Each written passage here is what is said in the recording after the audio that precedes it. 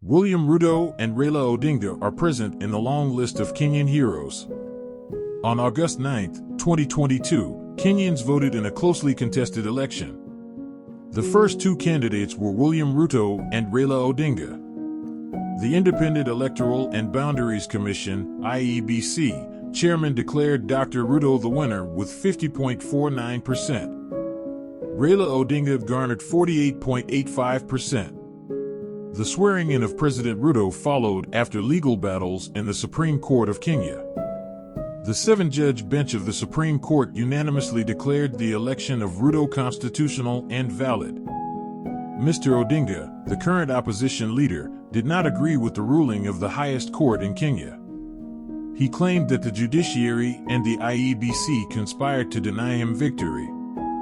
He asked Kenyans to remain peaceful as he pursued other means of reclaiming what he calls his stolen victory.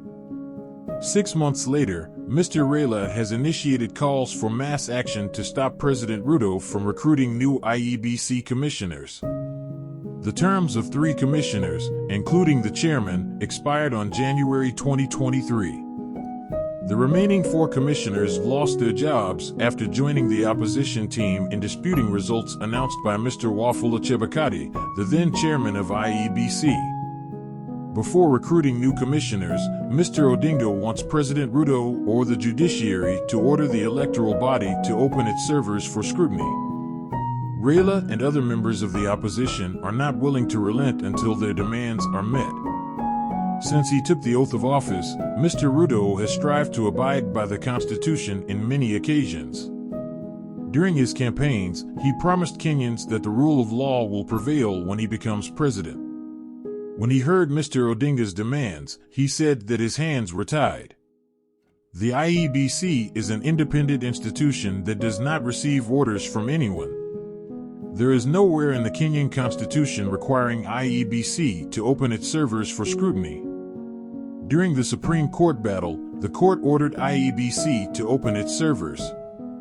The technical and legal teams of all parties were present during the scrutiny that ensued. After accessing what they needed from IEBC, the Supreme Court judges were satisfied that the electoral body oversaw a free and fair election. Therefore, President Ruto may be right when he says that Raila Odinga's demands are contrary to the law. All legal ways of challenging Ruto's election as the 5th president of Kenya were exhausted when the Supreme Court ruled in his favor. Raila Odinga is the longest-serving opposition leader in the country. He enjoys a fanatic support from millions of Kenyans. If he does not stop his calls for demonstrations in major towns and cities, the government will have hard times controlling protesters, whether they are peaceful or not. Many government functions will be halted. Private businesses will not thrive under such a harsh political environment. Therefore, the opposition's plans can be likened to economic sabotage. They want to ensure that Ruto finds it hard running the country or changing the bad economic situation in Kenya. Some supporters of the opposition have also said that they can match the statehouse and chase the sitting president from office. They insinuate that a presidential coup may be the only way to reclaim their stolen victory. The last attempt to forcefully remove a sitting president in Kenya happened in 1982. Raila Odinga is believed to be one of the people who led the coup attempts. The late retired President Daniel Moi defeated those who attempted to overthrow him in 1982. He ruled for the next 20 years in what many people consider a dictatorial regime. Perhaps the coup attempts turned the once soft-spoken president into a dictator.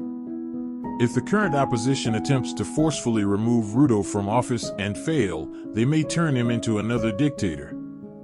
Kenya has made tremendous strides in the rule of law and democracy.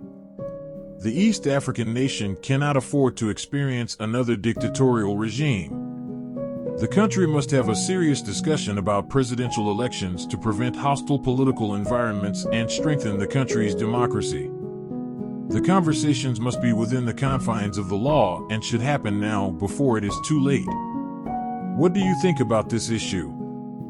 Please share your thoughts on the comments section. Thank you for watching. Remember to subscribe so you do not miss an upload.